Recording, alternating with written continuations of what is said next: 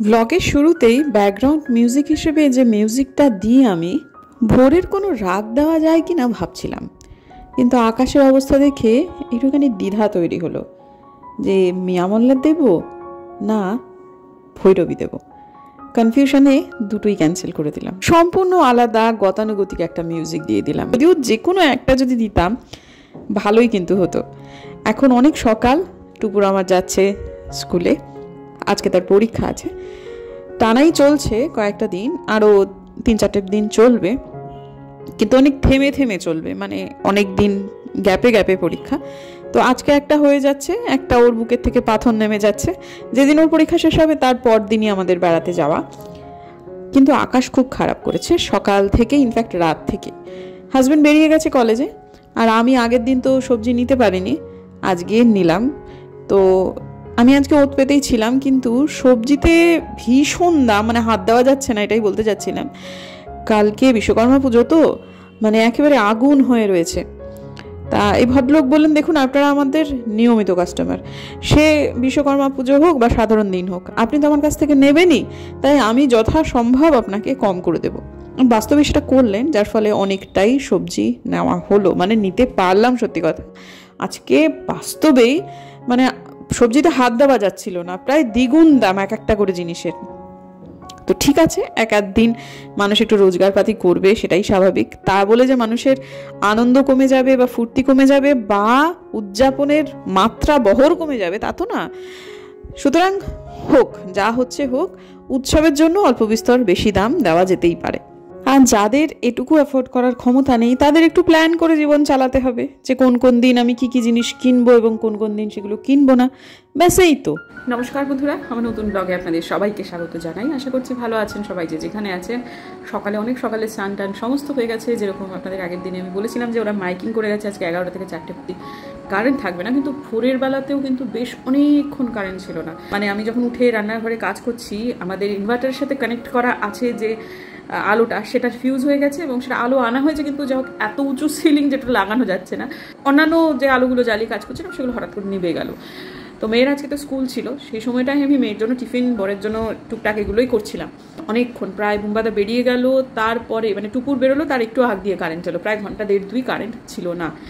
তো তারপরে আবার কারেন্ট যাবে কিনা বলতে পারছি না, তবে কোনো রকম রিস্কের মধ্যে নেই। আমি সমস্ত জামা কাপড় কেচে ফেলেছি, স্নান করে ফেলেছি, কারণ আলো চলে গেলে বাথরুমের আলো জ্বলবে না, ওটা ইনভার্টারে জ্বলে না।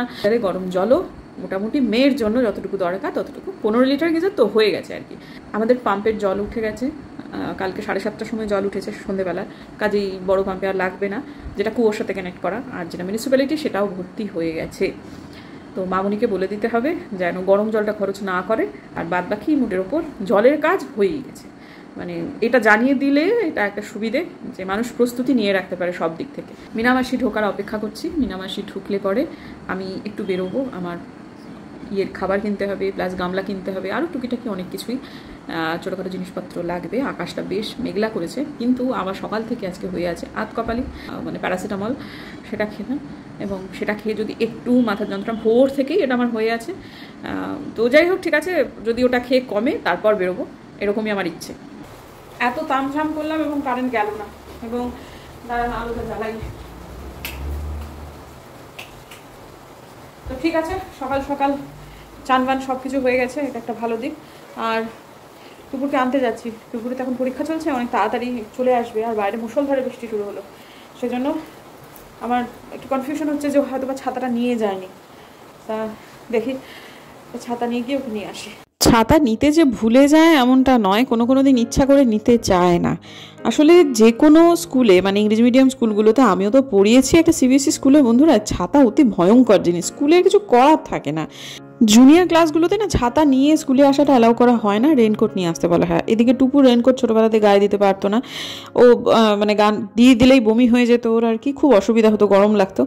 তা ওকে একবার আমি স্কুলেতে ছাতা দিয়েছিলাম, ডায়েরি নোট দিয়ে দিয়েছিলাম, কিন্তু তাও ওকে শাস্তি পেতে হয়েছিল। আর একটু নরম সরম তো, একটু নরম মাটি মানুষের আঁচড়াতে ভালো লাগে আর কি। আর ডিপিএস খুব ভালো স্কুল হলেও সব ক্লাস টিচার যে সমান রকম এত বছরে ভালো ছিলেন এমন তো নয়। তো তবে বেশিরভাগই ভালো ছিলেন, এটা ঘটনা। তো আমি কারণটা জানিয়েই ওকে বলেছি আমার মেয়ে মারামারি করার মেয়ে নয়, প্লিজ ও রেইনকোট গায়ে দিতে পারে না, আপনারা প্লিজ ওকে একটু ছাতাটা নিয়ে অ্যালাউ করুন। কিন্তু তা সত্ত্বেও ওকে শাস্তি পেতে হয়েছিল, যার ফল থেকে ওর একটা ওই ছাতা নিয়ে যাব না এই একটা ব্যাপার ওর ভেতর তৈরি হয়ে গিয়েছিল।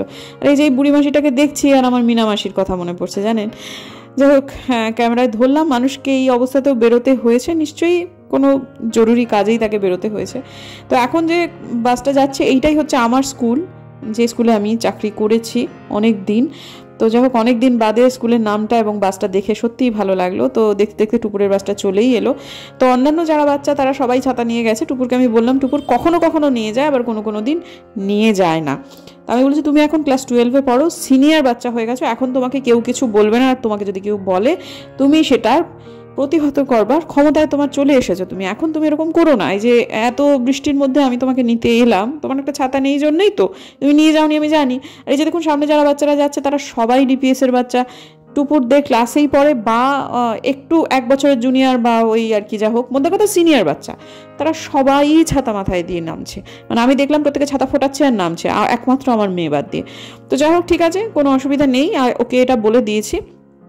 আর ওই আর কি, ছাতা নিয়ে বাচ্চারা খুব মারপিট করে, দুষ্টুমি করে, অঘটন ঘটায়, স্কুল এই রেসপন্সিবিলিটিগুলো নিতে চায় না, ওই জন্যই বলে যে রেইনকোট নিয়ে আসবে। কিন্তু সেটা জুনিয়র ক্লাসে, সিনিয়র ক্লাসেদের বাচ্চাদের জন্য এই নিয়ম নেই। আকাশ ফুটো হয়ে গেছে বন্ধুরা। একবার ভাবলাম যে পোশাকটা যখন পরা আছে খানিকটা যখন ভিজেছি, তখন যেগুলো কিনবো সেগুলো কিনতে চলে যাই। তারপর বাড়িতে ঢুকে গেলাম, ওই ভেজা জামা কাপড় আর ভালো লাগলো না, ছেড়েই ফেললাম। তারপরে এই আকাশ ফুটো মেরামত হলে তারপর আবার যাবো। এত আতকপালি হয়ে আছে যে একবার শুলে আর উঠতে পারছি না। বেরোনোটা খুবই উচিত, কিন্তু খুব শরীর খারাপ করছে। বৃষ্টিটা কমেছে, এখনই যদি চলে যেতে পারতাম খুব ভালো হতো, কিন্তু দেখি একটু ব্যথাটা কমুক তারপর বেরোবো। কয়েকদিন আগে আমি দেখিয়েছি, মানে 2 মাস মতো আগে আমার বাড়িতে পুচু এসেছিল। দিনাটার আমার বোন, নিতু কাকুর মেয়ে, একদম প্রতিবেশী। তো পুচু আজকে টুপুরকে একটা খুব সুন্দর বই দিয়েছে, সাথে ভেতরে খুব সুইট একটা চিঠিটা ব্যক্তিগত, কিন্তু এই যে এক্ষুনি এলো। খুবই ভালো লাগছে। টুপুর এই মুহূর্তে বিশ্রাম নিচ্ছে আর কি, উঠলেই আমি দেবো ওকে, এবং খুবই খুশি হয়েছি সত্যি কথা। থ্যাংক ইউ ভেরি মাচ পুচু, খুব আনন্দিত আমি। ভালো থাক বাবু, খুব উন্নতি কর জীবনে। আর এটা বঞ্জির হাতে আমি এক্ষুনি দিয়ে দিতে পারতাম যদি না ঘুমোতো, কিন্তু ঠিক আছে, উঠলেই আমি দিয়ে দেবো। টুপুর বই উপহার পেলে খুব খুশি হয়, আজকে খুব খুশি হয়ে যাবে সত্যি। দেখতে আমি এই সন্ধ্যেটা অ্যাভয়েড করতে চাইছি, কিন্তু সেই সন্ধ্যেই লেগে গেল। আমার আদৌ মনে হচ্ছে না আমি বেরোতে পারবো, কারণ একবার বমি হয়ে গেল, মাইগ্রেন খুব বাড়াবাড়ি হলে আমার এরকম হয়। আর বুম্বাদাকে ফোন করেছিলাম একটা বিশেষ ওষুধ, সেটা নেই এই মুহূর্তে, তো সেটা নিয়ে আসতে। তো বললো যে ও আসছে একটু বাদে। আমি বললাম আমাকে একটু বেরোতে হবে, বলে যেগুলো কেনবার জন্য বেরোবে বলছে সেগুলো না হলে তুমি মরে যাবে। আমরা না মরবো না, কিন্তু জিনিসগুলো লাগবে। তখন বললো যে যদি কমে তাহলে যেও, নাহলে যেও না। তার মানে সেই যে কালকে সন্ধ্যেবেলাটা অ্যাভয়েড করতে চেয়েছিলাম, আমার মনে হচ্ছে সেই সন্ধ্যেই আমাকে বেরোতে হবে, সন্ধ্যেবেলা দিয়ে। কারণ একটু বাদেই সে চলে আসবে, বললো যে পৌঁছে গেছে পানি ট্যাঙ্কি মোড়ে।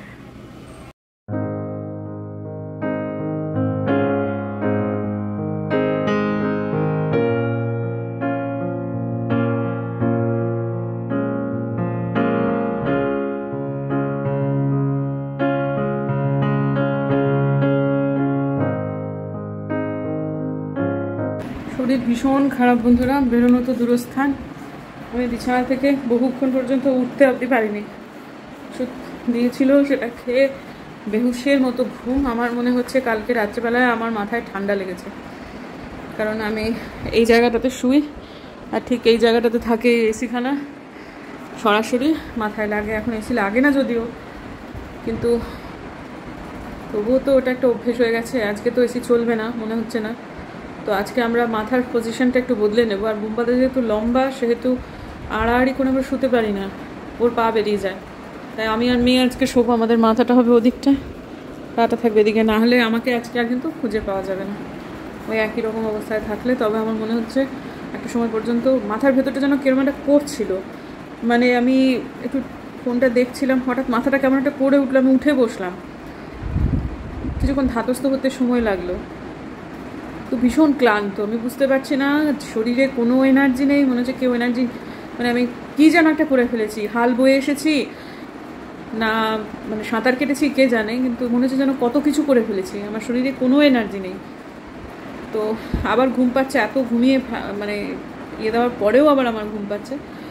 আর আজকে তো আমাদের বিদ্যুৎ গেল না, যেটা যাওয়ার কথা ছিল, কারণটা হচ্ছে প্রচণ্ড বর্ষা সারাটা সময় ছিল, এবং আমাদের আগে অভিজ্ঞতা আছে এরকম হলে তার পরের দিন বা কোনো একদিন হুট করে ওরকম মাইকিং না করে এই কাণ্ডটি তারা করে। তার মানে কালকেও সকালেতে উঠেই আমাদের সব কিছু করে নিতে হবে।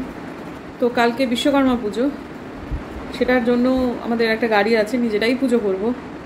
তো সকালটা উঠে দেখি দিনটা কোন দিকে যায়। আমি আজকের দিনের ব্লগটাকে কন্টিনিউ করছি কাল, এবং তেমন যদি হয় তাহলে দুটো দিন মিলিয়ে একটা ব্লগ করব। হয়তো বা কালকে ব্লগ আসতে পারে, নাও পারে। শরীরটা খারাপ, তাতে শরীর খুব খারাপ থাকলে কালকের দিনের ব্লগ আমি নাও করতে পারি। তো আপাতত চলুন, দেখা হচ্ছে পরের দিন।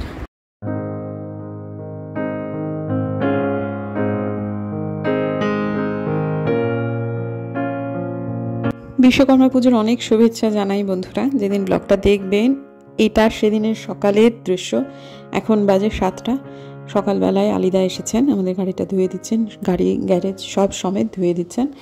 এবং আকাশের অবস্থা আগের দিন যা দেখিয়েছিলাম একই ব্লগে কয়েক মিনিট আগে, একই রকম রয়েছে সারাটা দিন, এই বাদলা বাদলা এবং বাদলা। এখন সকালে এই জবাটা ফুটে গেছে, কিন্তু অন্য যে জবাগুলো 5 পাপড়ির জবা সেইগুলো কিন্তু এখনও ফোটেনি পুরোপুরি।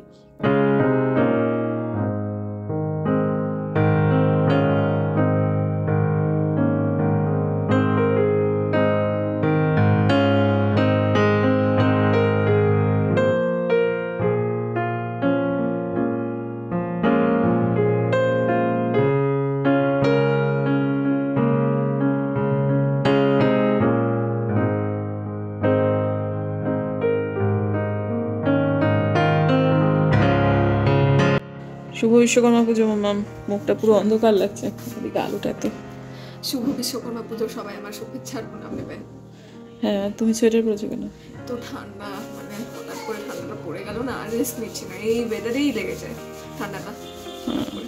পরীক্ষা চলছে যেহেতু কোনো রেস্ট নেই। ঠিক। শুভ বিশ্বকর্মা পুজো, সবাইকে অনেক অনেক অনেক শুভেচ্ছা জানাই। আজকে বিশ্বকর্মা পুজো মানেই পুজো শুরু হয়ে গেল, এরকম একটা ব্যাপার। আগের দিনের শরীর খারাপ আজকে অনেকটাই কাটিয়ে উঠেছি, খুবই ক্লান্ত ছিলাম, কেন জানি না প্রচণ্ড। আমার যেটা হয়, আমার এতদিন মনে হতো যে যাই হোক না কেন আমাকে আমার কাজটা করতেই হবে, শরীরকে টেনে হিঁচড়ে আমাকে তুলে আমাকে আমার যেটুকু করণীয় সেটা করতেই হবে। কিন্তু এর আগেও বুঝেছি, আজকেও কালকের দিনটাও বুঝলাম যে শরীর যদি না চলে তাহলে শরীর তোমাকে ঠেসে শুয়ে দেবে, এবং দিনের মধ্যে প্রয়োজন যদি হয় তাহলে 14-15 ঘন্টা ঘুম পাড়িয়ে তোমার শরীরকে চাঙ্গা করে তুলতে শরীরই সাহায্য করবে। কালকের দিনটা ছিল গোটা দিনটাই আমার শুয়ে শুয়েই কেটেছে, প্রায় মাথার যন্ত্রণা, তারপরে একটু যখন ওষুধ খাচ্ছি ওষুধের মধ্যে একটু সম্ভবত কিছু আছে, একটু ড্রাউজি বোধ করছি, তারপরে ঘুমিয়ে পড়ছি, এই করে করে আমি কালকে হিসেব করছি যে সারাদিন আমি কালকে করেছি কি। সারাদিনে খুব অল্প কাজই করেছি, বেশিরভাগ কাজটাই হচ্ছে আমার ঘুম। তো ঠিক আছে, কেটে উঠেছে ব্যাপারটা।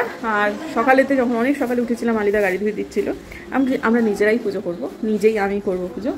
আর আশা করছি আমাদের পুরনো গাড়িতে এটাই শেষ বিশ্বকর্মা পুজো, খুব শীঘ্রই আমাদের বাড়িতে নতুন একটা গাড়ি আসছে আশা করছি। তো তখন যখন দেখিয়েছিলাম যে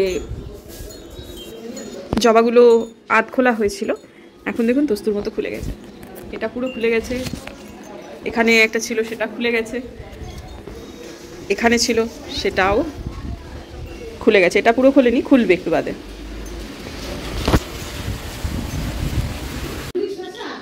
বিশ্বকর্মা পুজো স্পেশাল ব্রেকফাস্ট, চাউমিন সস। এটা খাওয়ার পর আমার প্লেট আর ওটা আমার হাজব্যান্ডের প্লেট, দুজনকেই কিন্তু নিষেধ করা সত্ত্বেও আলমারি সস দেয়। আমাকে যখন দিয়েছে ভুল করে হলো দিতে ফেলেছে, নষ্ট করবো বলে আমি কোনোটা খেয়ে নেবো, আর আমার কিছুতেই খাবে না। এইটাই হচ্ছে পার্থক্য, ওজন কমে কেন আর আমার কেন কমে না। আজকে গাড়ি ধুয়ে ধুয়ে কত লোক যে লাল হয়ে যাবে তার কোনো ঠিক নেই। ঢাকের শব্দে ঘুম ভেঙেছে, ঢাকের শব্দে অত সকাল থেকে যখন, মানে অত শব্দ, তার মানে নিশ্চয়ই অনেক ভোর থেকেই আজকে লগ্ন, নিশ্চয়ই তাই। তো আমাদের নতুন গাড়িটা এলে পরে আমরা পরপর, আমার শাশুড়িমা তাই করেছিলেন, আমাদের এই গাড়িটা যখন নতুন ছিল তখন পরপর 3 বছর তিনি পুরোহিত ডেকে বিশ্বকর্মা পুজো করেছিলেন। আমাদেরও নতুন গাড়ি এলে পরে আমরা পরপর 3 বছর পুরোহিত থেকে বিশ্বকর্মা পুজো করবো। পরিস্থিতি ঠিকঠাক থাকলে অবশ্যই নিশ্চয়ই ঠিক থাকবে, কিন্তু যাই হোক সেটা হবে। কালকে যেহেতু কারেন্টটা যায়নি, আজকে মনে হচ্ছে না যাবে, আজকে বিশ্বকর্মা পুজোর দিন কারেন্ট চলে গেলে খুব বিপদ আছে, কিন্তু তবুও তাড়াতাড়ি স্নান করে নেব, নিয়ে একটু বেরোবো, বেরিয়ে জিনিসপত্র কয়েকটা কিনতে হবে, যতই হোক ছোটোখাটো করে হলেও পুজো তো করবো। তো যদি বৃষ্টি না থাকে তাহলে বেরোবো, তা নইলে ঘরে যা আছে তাই দিয়েই করবো। তো যাই হোক, ঠিক আছে, আজকে চান করতে যাবো। তো চানের পর থেকে যদি সম্ভব হয় মানে নতুন একটা ব্লগ শুরু করবো, কারণ সকালে উঠে আমার যেহেতু শরীর ঠিক লাগছে। কালকের দিনটাই খুবই অনিশ্চয়তার মধ্যে ছিলাম যে এইরকম যদি শরীরের অবস্থা থাকে তাহলে আমি আর আগামীকাল ব্লগ করবো না, এটা আমার মনের সিদ্ধান্তই ছিল। কিন্তু এখন যখন দেখতে পাচ্ছি যে না, ঠিক আছে শরীর, অসুবিধা এমন এখনও পর্যন্ত বুঝতে পারছি না, তেমন, সুতরাং আমি আজকের দিনে ব্লগ আবার একটা নতুন করে শুরু করব। তো ঠিক আছে বন্ধুরা, যদি আমার ভিডিও ভালো লাগে তাহলে প্লিজ সাবস্ক্রাইব করবেন, পাশে নোটিফিকেশন বেলটাকে অন করবেন, যাতে ভিডিও দিলেই নোটিফিকেশন চলে যায় আপনাদের সবার কাছে। দেখা হচ্ছে আগামীকাল একটা নতুন ব্লগে, ততক্ষণের জন্য।